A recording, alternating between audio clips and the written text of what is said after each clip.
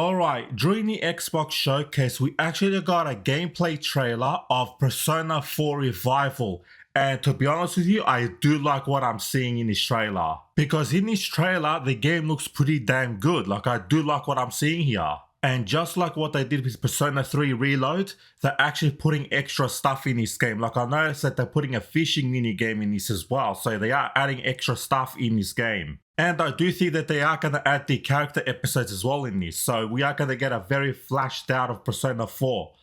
And I did also notice is they are replacing the voice actors. So it's a bit of a shame a little bit, but unfortunately they are doing that here as well with the English cast. Because I'm hearing that the Japanese cast, they're all keeping them, but they're replacing the English voice actors. That's the same thing what happened with Persona 3, but unfortunately it is what it is here. But also, the way the voice actors, the new voice actors sound in this, they are trying to sound like the OG. So they're trying to sound exactly like the way these characters are supposed to sound and the way they're supposed to embody these characters, which is actually a good thing to see. Now, I'm not going to judge them yet. We have to wait until the game comes out to see how well they do with these characters and see how they embody these characters throughout the game. So we're going to have to wait and see for that. But so far, I do like what I'm hearing. Now, I do want to bring up something else. Yes, it is confirmed by this trailer is that Marie will be in the game day one. Now, I did address this in another video, but I know that people were saying is that her story is going to be sold as DLC, kind of like what they did with episode Aegis, but that will never work with this because here's the thing. When it came to episode Aegis, that happens at the after the main story of Persona 3. So that takes place after it finishes.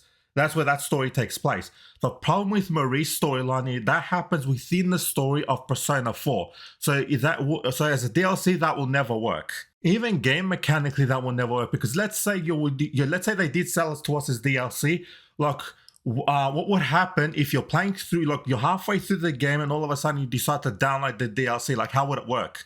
Like, because as soon as you download it, you're gonna get a narrative of the story, which you're gonna be in the middle of nowhere. You're not gonna understand what's going on. Then you're gonna say, "Oh, wait, hold on, who is this character? Like, where's she come from?" You know what I mean? So then you'll be forced to restart the game. So game mechanically, it can't work. That's why she's in the game day one, which is actually a good thing because that means that we are getting Persona 4 Golden. Everything, its content is going to be in this game, which means that Persona 4 Revival is going to be the complete edition, the full complete edition of Persona 4. Unlike what, you know, some people were saying with Persona 3 Reload, they were saying, oh, but we're missing the female MC, so it's not the complete edition and all that. But with this one, it's not going to be the case. We're getting absolutely everything when it comes to this game. So basically, there's not going to be any cut content that what I can tell. Everything is going to be in this version of the game. Also, the pre-orders are live, so you can go and pre-order the game. Now, I do want to give you guys a heads up is because the thing is, it depends where you live. For example, the collector's edition is not available yet in Australia for pre-order. Like, I can't even see it on the list yet, so I'm not sure what's going on there. But yeah, you get so depending on where you live, what I'm saying is, depending where you live, make sure you look up your storefronts and try to get some information about the different editions and stuff like that, because even the editions, like, they kind of vary, because I've noticed is that in certain countries, for the collector's edition, the statue is not available for some reason. So I did notice that, but it's a bit of a weird thing. But make sure you check out your storefronts and get all of the information you can of what's available in your country to pre-order. So I just wanted to point that out. So yeah, I am very excited to actually play this game. And yes, I will be reviewing this game when it comes out. Also, we actually have a big surprise after this as well. Look, down the line, almost at the end of the showcase, is that they actually revealed Persona 6. And finally, after so long, we finally got the official announcement of Persona 6. Now, I was actually going to make a video of the leak of all the leaks that came out for Persona 6. I was going to make a video, but the problem is, just literally before I was about to record it, was I noticed that Sega was actually taking down videos and taking down posts of the leaks. So I thought, I want to keep the channel safe. So I thought, nah, I better not make the video. But yeah, the leaks are out there of the game. So I do want to point that out as well. And it's also why I didn't make the video. So yeah, judging by the trailer is a teaser trailer of Persona 6. Look, they show a graveyard, which you can see on the screen. So it looks like there might be some horror elements, but what we can tell, you can't really tell from the leaks either.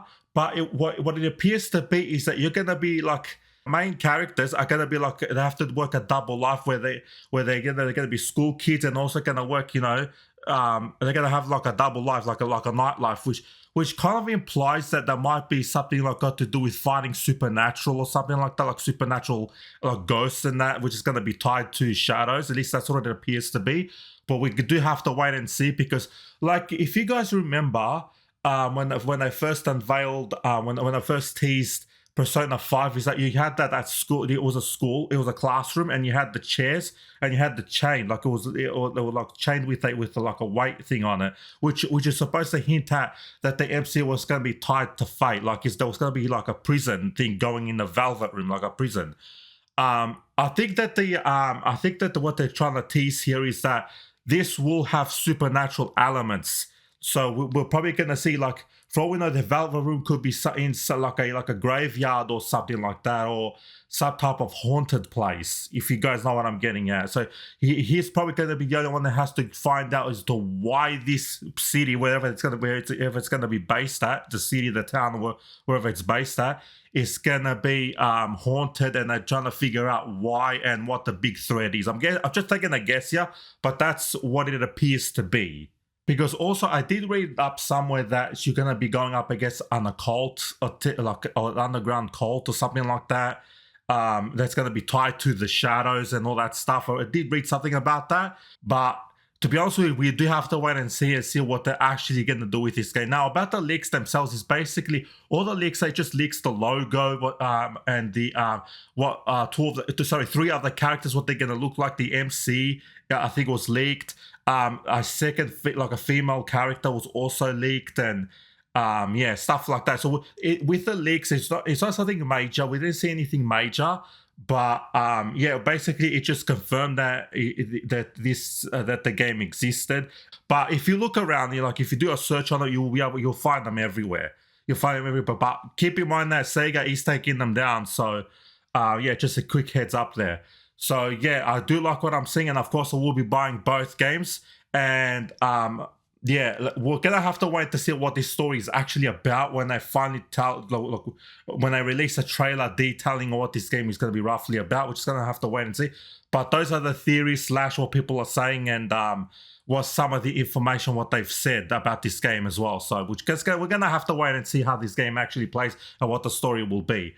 Anyway, that's enough from me. I am excited to actually get my hands on these games and play them. So, and yes, I will be reviewing this game. Now, I'm not too sure if I'm going to review Persona 6 day one, or should I wait for the enhanced edition? Because I did mention this before, is that when it came to Persona, Personas are it's a long game. So usually what I do is that I usually don't get the first edition. I usually wait for the extended one that comes after. Like, so for example, when it came for Persona 5, I didn't play the Persona 5 base game. I waited for Royal to come out. So that's the one I got. So I got Persona 5 Royal. That's the one I played. Same thing with the past games as well. So I most likely will be doing the same thing. Just want to give you guys a heads up on that. So don't expect a review of Persona 6 immediately.